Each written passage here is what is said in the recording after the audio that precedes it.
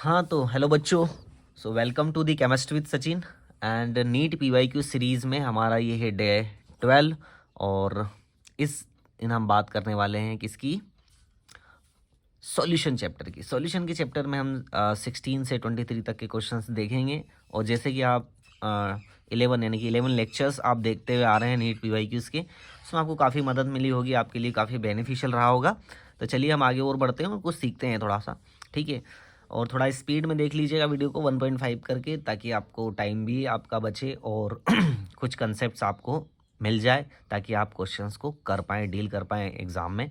और यही फ़ायदा होता है यार भाई, एक क्वेश्चन भी आप मेरी सीरीज़ से कर पा रहे हैं, मतलब ये मेरे लिए बहुत मायने रखता है और आपके लिए भी, क्योंकि एक क्वेश्चन जो नंबर होते हैं वही मायने रखते हैं और पता नहीं कहाँ पर रैंक चली जाती है आपकी।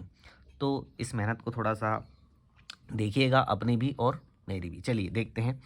Which of the following statement about the composition of vapour pressure and ideal 1:1 molar mixture of benzene and toluene.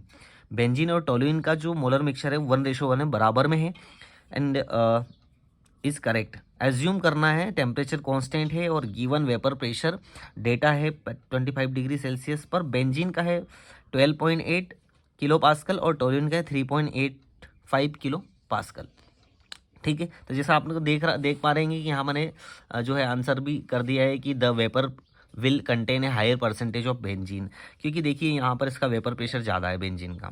इस तरह से भी आप निकाल सकते हैं यहाँ पर आप वैल्यूज़ देख के, क्योंकि बेटा जब भी आप वैल्यूज़ देखते हैं तो आपको ये समझ में आना चाहिए कि इन वैल्यूज़ से हम क्या निकालेंगे। पहले इससे हम निकालेंगे, पहले फर्स्ट ऑफ ऑल हम इसका मोल फ्रैक्शन देखेंगे। मोल फ्रैक्शन से हम निकालेंगे वेपर प्रेशर ऑफ बेंजीन, और जैसे ही वेपर प्रेशर आएगा उससे हम टोटल वेपर प्रेशर निकालेंगे, और टोटल वेपर प्रेशर से फिर सेपरेट अलग अलग जो है मोल फ्रैक्शन निकालेंगे बेंजीन का इन वेपर फेज़ में और टोलुइन का भी इन वेपर फेज़ में। तो ऑब्वियसली है कि वैल्यूज़ बढ़ती जाएगी, तो इसी वजह से ये जो वैल्यूज़ बढ़ी हुई है, इसी वजह से the vapour will contain a higher percentage of benzene.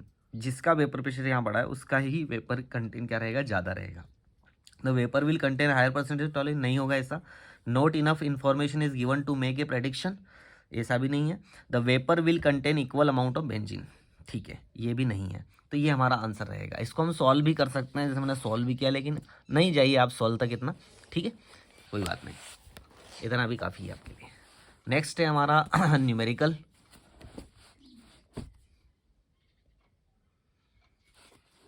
ठीक है, 800 डिग्री सेल्सियस पर है ना, आपने ये बॉइलिंग पॉइंट दे दिया है। The vapour will pressure of a solution of 6.5 gram of solute, अच्छा 6.5 ग्राम सोल्यूट का in 100 gram of water is 732 mm। If K b is equal to 0.52 the boiling point of this solution will be. चलिए, तो starting हमारा formula यही रहेगा, है ना, delta T B से। अगर हम इसको थोड़ा एलोबरेट करना चाहें तो हमारा फार्मूला हो जाता है यहाँ पर के बी वेट ऑफ सोल्यूट, ठीक है, into 1000 upon weight of solvent, यहाँ आएगा और यहाँ आ जाएगा हमारे पास क्या, मोलर मास, ठीक है, जिसे हम सोल्यूट का मोलर मास बोलते हैं। ये हमारे पास फार्मूला है। अब देखते हैं हमारे पास क्या क्या है। के बी है, ठीक है, तो के बी है हमारे पास 0.52, सोल्यूट है हमारे पास 6.5 ग्राम 1000। क्या मोलर मास दे रखा है आपका, कहीं भी मोलर मास नहीं है, नहीं है, तो मोलर मास हमें क्या करना है, निकालना है। और मोलर मास हमें निकालना है, उसके बाद इनटू सॉल्वेंट कितना दे रखा है, 100 ग्राम, ठीक है। अब M2 के लिए, M2 के लिए देखो बेटा यहाँ पर क्या दे रखा है, क्या दे रखा है यहाँ पर, और ये डेल्टा टी बी तो एज इट इज़, मतलब डेल्टा टी बी अगर चाहिए तो M2 निकालना है। तो M2 कहाँ से निकालेंगे हम, M2 निकालने के लिए बेटा यहाँ पर हमें दे रखा है, गिवन है हमारे पास, देखिए कि ये एक हिंट दे रखी है ना। तो जब भी हम, आप देखिए समझिए कि जब भी हम कोई सोल्यूट डालते हैं, है ना, यहाँ पर सॉल्वेंट में, तो उसका रिलेटिव लोअरिंग प्रेशर क्या हो जाता है, कम हो जाता है।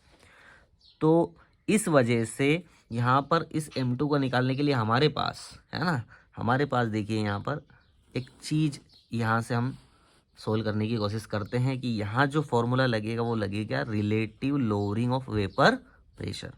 रिलेटिवली कमी आ गई है वेपर प्रेशर में, तो देखिएगा P nought minus P upon P nought is equal to क्या रहता है हमारे पास, मोल फ्रैक्शन ऑफ सोल्यूट। अगर हम इसको और भी मोल फ्रैक्शन ऑफ सोल्यूट को ये करें तो पी नोड हमारे पास क्या है, पी नोड हमारे पास हमेशा क्या रहता है प्योर का 760, ठीक है, याद है आपको 760, और पी यहाँ पर क्या है हमारे पास 732। यहाँ तक की कहानी समझ में आई, ठीक है। अब मोल फ्रैक्शन को हमें देखना है, तो मोल फ्रैक्शन को हम कैसे, नंबर ऑफ मोल्स है ना, और number of moles of solute अगर हम ऐसे बात करें upon total number of moles of, है ना, टोटल नंबर ऑफ मोल्स। अब टोटल नंबर ऑफ मोल्स में ये सोल्यूट है, सोलवेंट है, और हम यहाँ मान लेते हैं N1 प्लस N2, और हम यहाँ देख लेते हैं कि N2 क्या है, बहुत ही जो है बहुत ही छोटा अमाउंट है, इसलिए हम N2 N1 मान लेते हैं। तो यहाँ मैं आपको इधर सोल्व करके दिखा देता हूँ, जगह हमारे पास है इधर साइड। तो N2 अपॉन N1 इसको हम कैसे लिख सकते हैं, नंबर ऑफ मोल्स को लिख सकते हैं weight upon molar mass, W2 into M2, और N1 को हम कैसे लिख सकते हैं, नीचे लिखेंगे तो W1 और अपॉन में M1 चला जाएगा, तो ऊपर क्या चला जाएगा M1। तो कुल मिला के इसको हम ऐसे लिख सकते हैं। तो यहाँ पर अगर इसको हम कैलकुलेट करूँ तो ये आ जाएगा हमारे पास 8 है ना, 10 में से 2 गया तो 8, और 6 में से 4 गया तो 2, 28, okay, 28 upon 760 is equal to, यहाँ हमने इसको बहुत ही निग्लिजिबल माना है, N2 अपॉन N1 को मैं क्या लिख सकता हूँ, W2 अपॉन M2 और W1 अपॉन इंटू ऊपर में M1, ठीक है। तो यही हमें निकालना है यहाँ पर, है ना। लेकिन क्या देखें, ये W दे रखा है, तो दे रखा है कितना 6.5, M1 दे रखा है, M1 दे रखा है, M1 दे रखा है, M1 क्या है, सॉल्वेंट है ना, सॉल्वेंट है तो वाटर है, वाटर का क्या होता है 18, ठीक है। M2 हमें निकालना है, W1 वाटर का दे रखा है 100, और इधर आ जाते हैं 28 अपॉन 260 760, ठीक है। तो अब बेटा इन सबको कैलकुलेट करने का टाइप मेरे पास नहीं है, लेकिन मैंने कैलकुलेटर से अगर मैं कैलकुलेट करूं यहाँ पर, तो इसका जो आंसर आएगा वो आएगा M2 का 31.76, ठीक है।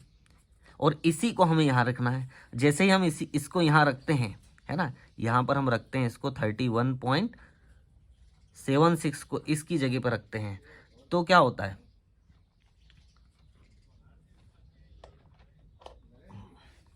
तो अगर हम इसको इसकी जगह पे रखते हैं तो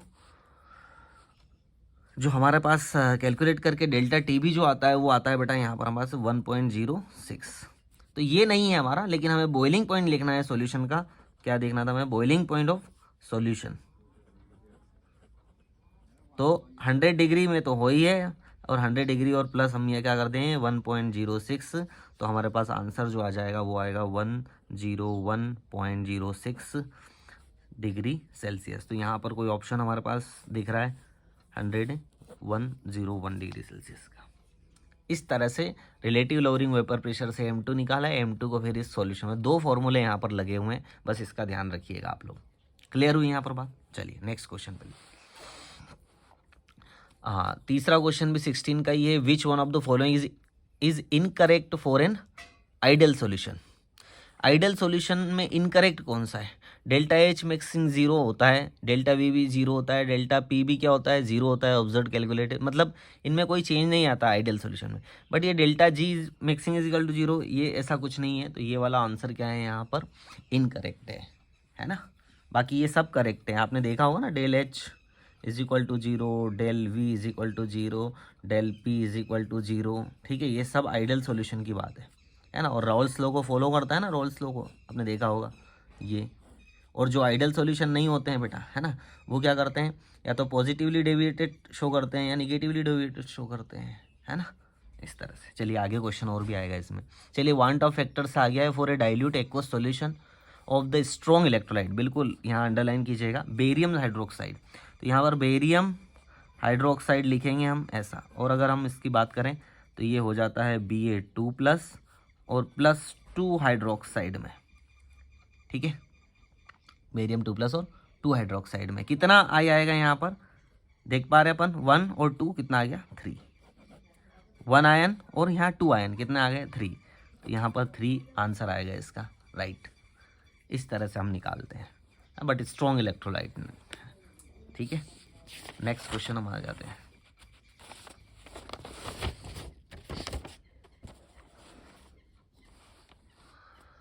हाँ, 17 का क्वेश्चन है, if molality of A dilute solution is doubled, molality को आपने डबल कर दिया, ठीक है, the value of molar depression constant. अरे यार देखो कितना घुमा दिया, मोलर डिप्रेशन कांस्टेंट, कांस्टेंट ही है ना, वो तो अनचेंज रहेगा। मोलर डिप्रेशन कांस्टेंट जो है वो तो अनचेंज ही रहेगा, के एफ तो क्या रहेगा, इनचेंज ही रहेगा। तो आपने क्या कर दिया, यहाँ मोलरिटी आती है, इसको हमने डबल कर दिया। करो डबल ना, कुछ भी करो, इसको कोई फर्क पड़ना है, नहीं पड़ना है, इसलिए अनचेंज रहेगा। हाँ, सीधा सीधा फॉर्मूले से ही बन जाता है। 19 का question, for an ideal solution, देखो 18 में नहीं आया है, ऐसा भी नहीं है कि आएगा इसी सॉल्यूशन से क्वेश्चन, नहीं भी आते हैं, शायद 22 23 में भी नहीं आया हुआ है ना। For an ideal solution the correct option is, ideal solution अभी हमने देखा delta H is equal to zero, जहाँ भी delta H is equal to zero है, यहाँ तो ये गलत हो गया, ये इनकरेक्ट था, ये है सी हमारा ऑप्शन हो जाएगा। V is not equal to zero, नहीं ऐसा नहीं होता, delta H is equal to zero, ये भी नहीं है, तो delta H is equal to zero वही करेक्ट ऑप्शन था हमारा 19 का। ठीक है, चलिए 19 का question, the mixture that forms maximum boiling azeotrope, ये हमें याद रखने पड़ेंगे इनके, है ना, ideal solution, non ideal solution के एग्जांपल, और पॉजिटिवली डेविएटेड और negatively deviated non ideal solution के, और उसमें ही एजियोट्रॉप्स के भी। ठीक है, वो हमें याद रखने पड़ेंगे। तो सीधा सीधा मैं यहाँ पर याद रखता हूँ, मैक्सिमम बॉइलिंग एजियोट्रॉप वाटर के साथ एसिड, तो वाटर के साथ एसिड हमारे पास नाइट्रिक एसिड यही है, और यही आंसर हमारे पास आएगा। और यहाँ भी मैं याद रखता हूँ, show positive deviation, positive deviation कब शो करेगा, देखो ध्यान रखना, पॉजिटिव डेविएशन कब शो करेगा, ये पॉजिटिव डेविएशन का मतलब सीधा सीधा ये है बच्चों कि यहाँ पर इसमें फोर्स ऑफ अट्रैक्शन कम है, तो वेपर प्रेशर क्या हो गया, इंक्रीज हो गया। वेपर प्रेशर इंक्रीज हो गया मतलब ऐसा मिक्सचर है जिसके अंदर फोर्स ऑफ अट्रैक्शन के लिए, मतलब कि जो इंटरमोलिकुलर फोर्स ऑफ अट्रैक्शन है वो कम है, कोई बॉन्डिंग नहीं हो रही है। ठीक है, इस वजह से उसका वेपर प्रेशर क्या हो गया, मतलब कि इंक्रीज हो जाता है, तो पॉजिटिवली डेविएटेड हो जाते हैं। तो ऐसा कौन है यहाँ पर, इथेनॉल और एसीटोन है, इनके बीच में कोई बॉन्डिंग नहीं होती है। ठीक है, इस वजह से कोई हाइड्रोजन बॉन्डिंग नहीं, कुछ नहीं, ये पॉजिटिवली डेविएटेड होता है रॉल्स लॉ में। ठीक है, 20 का क्वेश्चन है, समझ आया। ठीक है, हाँ 20 का क्वेश्चन फिर से आ जाता है यहाँ पर, the freezing point depression constant, okay sorry, है ना, the freezing point depression constant K f of benzene is 5.12 gram, the freezing point depression for the solution of molality given है containing a non electrolyte solute in benzene is rounded off the 2 decimal point तक आपको करना है। सीधा सीधे T F वाले के भी है ना, क्या निकालना है आपको, डेल्टा फ्रीजिंग पॉइंट,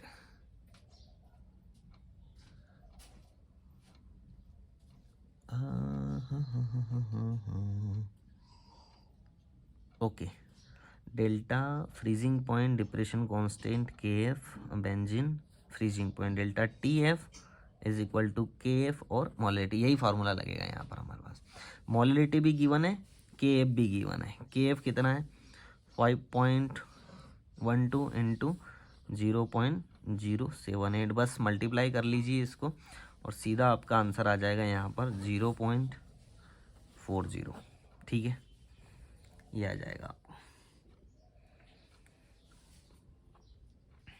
ठीक, इसमें बड़ा ध्यान से करना है ना, बहुत सोच समझ के मल्टीप्लाई, लेकिन आंसर यही आएगा आपका। ओके, चलिए एक बहुत ही लाजवाब क्वेश्चन, बहुत बढ़िया क्वेश्चन, 21 का क्वेश्चन है, the following solution were prepared by dissolving 10 gram of glucose in 250 ml of water, 10 gram of urea in 250 ml of water. अच्छा, तो बहुत एंड 10 ग्राम ऑफ सुक्रोज इन 250, सब 10 ग्राम है, सारे के सारे 10 ग्राम है ना। अगर हम ग्लूकोज की बात कर लेते हैं इसको, तो right option for the decreasing of osmotic pressure, osmotic pressure हमें पता है pi is equal to CRT, और यहाँ हम लगा देते हैं ये। तो देखो बेटा, अगर हम देखें ध्यान से तो आई का रोल है कि नहीं है वो पहले देख लिया करो। ग्लूकोज है, यूरिया है और सुक्रोज है, ये सारे के सारे क्या है, नॉन इलेक्ट्रोलाइट है। तो नॉन इलेक्ट्रोलाइट के केस में I इज इक्वल टू 1 हो जाता है, तो इसकी कोई टेंशन नहीं है हमें, ठीक है। यहाँ पर जो है पाई हमें निकालना है, इसका भी पाई हमें निकालना है, इसका भी पाई हमें निकालना है, 10। और अब देख लीजिएगा हमारे पास आर टी सब में कॉमन, यहाँ भी आर टी, यहाँ भी आर टी, सब में कॉमन। बस नीचे मोलर मास चेंज हो जाएगा, मोलर मास जैसे ही चेंज होगा अपना काम हो गया। मोलर मास हम देखते हैं यहाँ पर ग्लूकोज का तो वो होता है 180, यूरिया का होता है हमारे पास 60 और सुक्रोज का तो 342। अब देखो बेटा, सबसे नीचे की वैल्यू देख लीजिए आप, छोटी किसकी है, वो उसका ही क्या रहेगा, प्रेशर, ऑस्मोटिक प्रेशर क्या रहेगा, ज़्यादा रहेगा, ठीक है। उसके बाद इसकी, तो ये हो जाता है हमारे पास रिस्पेक्टिवली, अगर P1 की बात करते हैं, ये P1 था, ये P2 था और ये P3 था, तो P2 इज़ ग्रेटर, P2 क्या रहेगा यहाँ पर, ग्रेटर है देन किससे, P1 से, और P1 ग्रेटर है किससे, P3 से। ये सा कोई ऑप्शन आपको दिख रहा है क्या? ये कैसे निकाला मैंने, ऑस्मोटिक प्रेशर, मतलब ये क्या है, ये 10 ग्राम 10 ग्राम 10 ग्राम सबकी सिमिलर है। आप इतना भी नहीं निकालेंगे और आपको यूँ भी दिमाग लग जाएगा कि यार सबसे कम मोलर मास किसका है, सबसे कम मोलर मास यूरिया का है, तो यूरिया का वेपर प्रेशर क्या रहेगा, ज़्यादा रहेगा, क्योंकि ये जो वैल्यू आएगी ये वैल्यू ज़्यादा आएगी ना, ऑब्वियसली बात है, ये जो इसको काटेंगे तो वैल्यू ज़्यादा आएगी, है ना, यूरिया की। तो P2 P1 P3 कहाँ लिख रहा है, P2 P1 P3 पहला ही ऑप्शन हमारे पास आ जाता है। क्लियर हुआ इतना, ठीक है, इस तरह से अप्लाई किया जाता है। एंड लास्ट क्वेश्चन है इसका, 22 23 में नहीं आए हुए क्वेश्चन, तो देख लेना आप उसके हिसाब से, ठीक है। 21 का क्वेश्चन लास्ट है ना, यहाँ पर देखते हैं, अभी जो भी हो जाएगा फिर मिलेगा तो देखते हैं। The correct option for the value of vapour pressure of a solution at 45 degree Celsius with benzene to octane in molar mass, molar ratio 3:3:2, benzene और बेंजीन टू ऑक्टेन है ना, मोल रेशो है बेंजीन टू ऑक्टेन का 3:2। Okay, ये benzene और ये octane, समझ गए, ठीक है। तो अगर हम बेंजीन का मोल फ्रैक्शन यहाँ पर निकालते हैं, क्योंकि दैट द ऑक्टेन ऑफ 420 और 280, ओके, तो मोल फ्रैक्शन निकाल के इसका हम क्या कर देंगे, मल्टीप्लाई कर देंगे, तो हमारे पास क्या आ जाएगा, है ना, टोटल प्रेशर आ जाएगा, यहाँ पर टोटल वेपर प्रेशर आ जाएगा। तो टोटल वेपर प्रेशर क्या है वो पहले देख लेते हैं। टोटल वेपर प्रेशर है P, और यहाँ पर जो हमारा P नोड है XA मान लेते हैं, मतलब X बेंजीन का मान लेते हैं, plus P node X octane का मान लेते हैं। ये ऑक्टेन का ही है प्योर प्रेशर, ऑक्टेन का नहीं, ये बेंजीन का है और ये ऑक्टेन का है, ठीक है, ऑक्टेन, समझ गया। तो इसके लिए मुझे मोल फ्रैक्शन चाहिए, तो मोल फ्रैक्शन के लिए मुझे हिंट क्या दे रखी है, ये, तो मोल फ्रैक्शन ऑफ बेंजीन 3 है, बेंजीन के लिए ऊपर 3 है, रेशो में 3 है, तो 3/5, 3 और 2 कितना होता है 5, तो टोटल क्या है नंबर ऑफ मोल्स 5, तो यहाँ पर आ जाएंगे हमारे पास 0.6, और बेंजीन अगर इसका 0.6 है तो ऑब्वियसली बात है ऑक्टेन का क्या हो जाएगा 0.4, ये तो याद ही है, या इसको हम 2/5 भी लिख सकते हैं। तो जैसे ही यहाँ पर फॉर्मूले में रखा हमने, इसका देखो बेंजीन का 280 दे रखा है, इनटू बेंजीन का जो है वो 0.6 प्लस इसका दे रखा है 420 प्लस नहीं मल्टीप्लाई मोल फ्रैक्शन है इसका 0.4। इनका अगर कैलकुलेशन करेंगे तो हमारे पास आएगा यहाँ पर बेटा 336 mmHg, ठीक है, आप कर लेना कैलकुलेटर से, यही आंसर आएगा, ये रखा हमारे पास। इस तरह से क्वेश्चन हम किए करते हैं, इनको थोड़ा सा प्रैक्टिस करना है आपको और आप देख लेंगे। 22 और 23 में देखा क्वेश्चन नहीं आया हुआ है, तो यहाँ तक आप पढ़िए, समझिए, इसको देखिए, मज़ा आएगा आपको। और कुछ डाउट हो तो कमेंट सेक्शन में पूछिएगा। And thank you so much for watching, bye bye.